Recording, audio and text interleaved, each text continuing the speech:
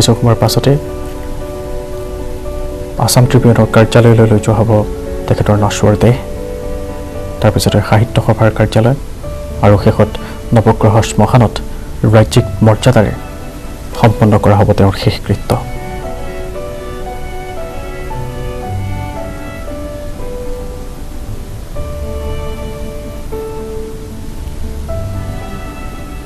এইদৰে তেওঁৰ পৰিয়ালৰ লোকে গণেশগুৰিৰ তেওঁৰ বাসভৱনত অন্তিম বিদায় জনাইছে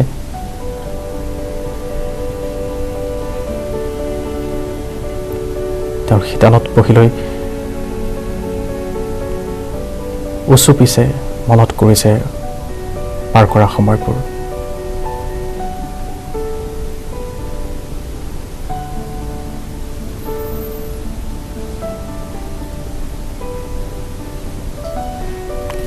আজি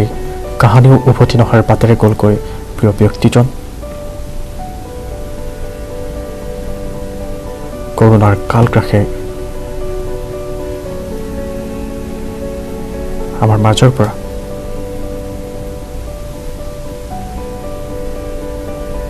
কাঢ়ি লৈ গ'লগৈ সেইগৰাকী প্ৰিয় ব্যক্তিক যাক লৈ এতিয়া শোকসন্তপ্ত হৈ পৰিছে পৰিয়ালবৰ্গ এইদৰে তেওঁৰ শয়নত বহি তেওঁৰ কাষত বহি শোক প্ৰকাশ কৰা দেখিবলৈ পোৱা গ'ল পৰিয়ালৰ লোকসকলক গণেশগুৰি তেওঁৰ বাসভৱনৰ পৰা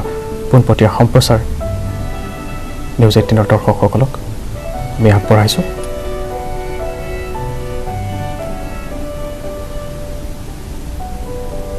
গণমুগ্ধসকলে এইদৰে পুষ্পবৃষ্টি কৰি তেখেতক শেষ শ্ৰদ্ধা জনোৱা দেখিবলৈ পোৱা গৈছে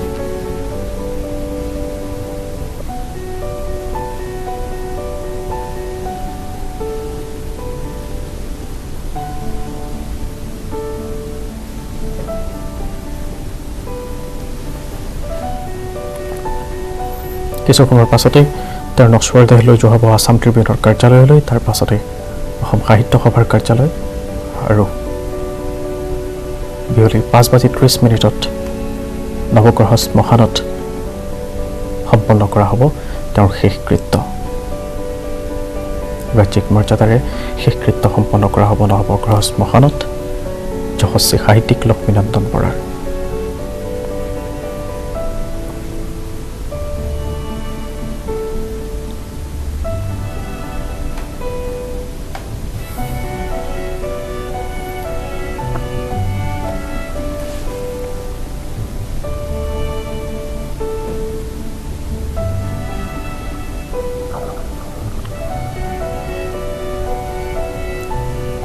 কেইবাটাও বঁটা লাভ কৰিছিল ইতিমধ্যে আমি উল্লেখ কৰিছোঁ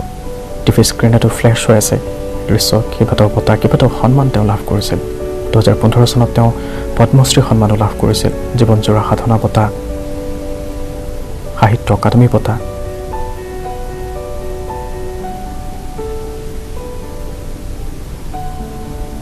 অসম উপত্যকা বঁটাকে ধৰি কেইবাটাও বঁটা লাভ কৰিছিল আৰু এইদৰে তেওঁ অসমীয়া সাহিত্য জগতত এক চানেকিত দি থৈ গ'ল সাহিত্য জগতক টনকিয়াল কৰি থৈ গ'ল তেওঁৰ সেই সৃষ্টিৰাজিৰে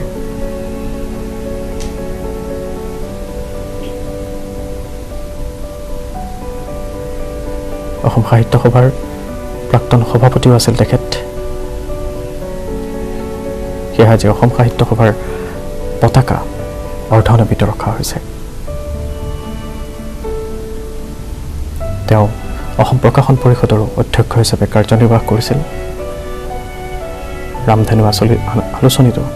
তেওঁৰ ভাওনা শীৰ্ষক প্ৰথমটো গল্প প্ৰকাশ পাইছিল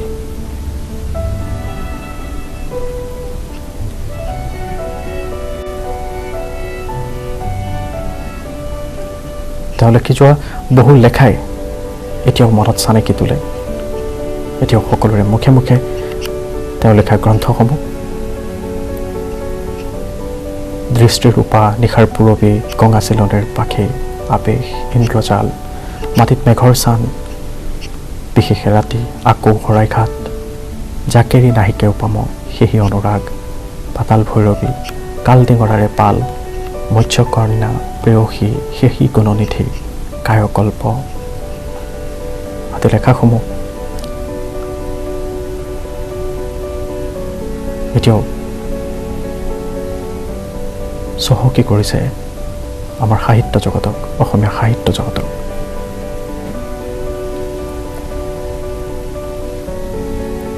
পোনপটীয়া সম্প্ৰচাৰত তেওঁৰ বাসগৃহৰ পৰা আমি দেখুৱাইছোঁ গুণমুগ্ধসকলে আহিছে তেওঁৰ চৰণত শেষ শ্ৰদ্ধাঞ্জলি নিবেদিছে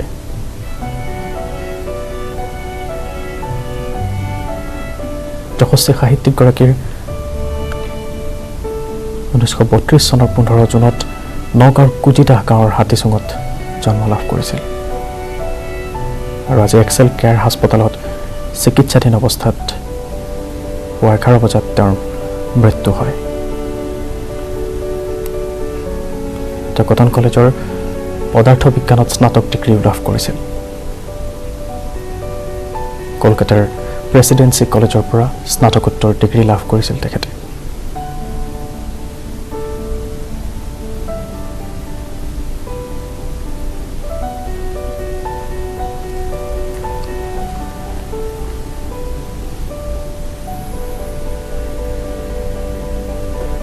অন্ধ্ৰ বিশ্ববিদ্যালয়ৰ পৰা বতৰ বিজ্ঞান বিষয়ত PhD ডিগ্ৰী লাভ কৰিছিল তেখেতে অসম কৃষি বিশ্ববিদ্যালয়ত প্ৰথম অধ্যাপক হিচাপে তেওঁ কাম আৰম্ভ কৰিছিল তেওঁ জাৰ্মানীৰ জোহান্সবুটেনবাৰ্গ বিশ্ববিদ্যালয়ৰ অতিথি অধ্যাপক হিচাপেও কাম কৰিবলৈ সুযোগ লাভ কৰিছিল আজি পৰাৰ মৃত্যুত শোক সন্তপ্ত হৈ পৰিছে সমগ্ৰ ৰাজ্য শোক প্ৰকাশ কৰিছে মুখ্যমন্ত্ৰীৰ সহিতে বিভিন্নজনে উপস্থিত আছে সদৌ অসম ছাত্ৰ সন্থাৰ মুখ্য উপদেষ্টা সমুজ্জ্বল কুমাৰ ভট্টাচাৰ্য উপস্থিত আছে তেওঁৰ পুত্ৰ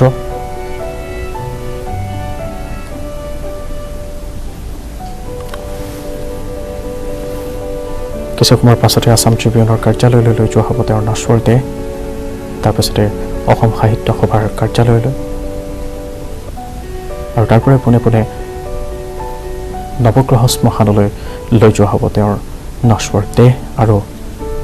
ৰাজ্যিক মৰ্যাদাৰে সম্পন্ন কৰা হ'ব শেষকৃত্য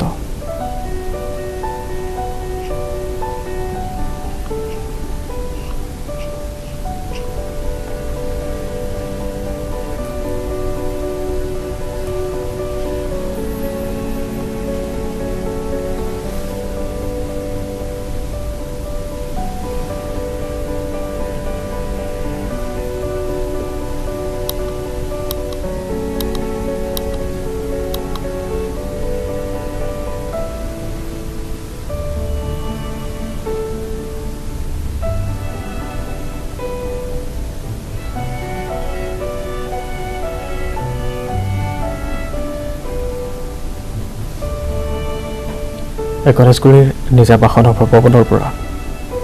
পোনপটীয়া সম্প্ৰচাৰ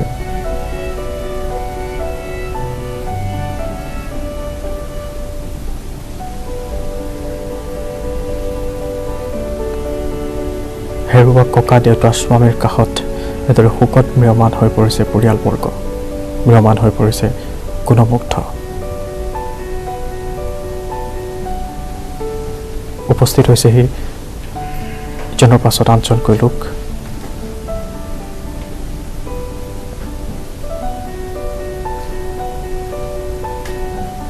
তেওঁৰ চৰণত প্ৰণিপাত জনাই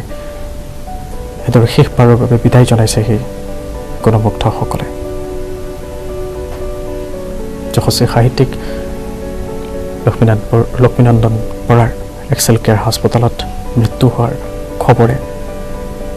শোকাহত কৰিছে ৰাজ্যবাসীক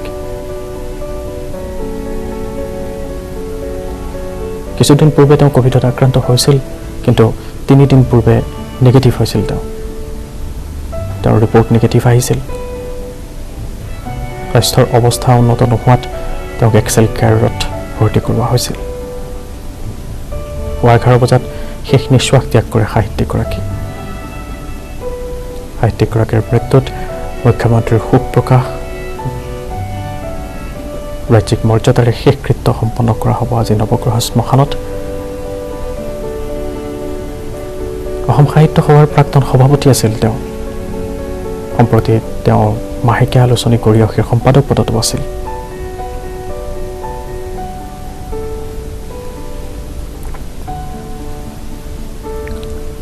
পাতাল ভৈৰৱী উপন্যাসখনৰ বাবে 1988 চনত তেওঁ লাভ কৰিছিল সাহিত্য অকাডেমী বঁটা।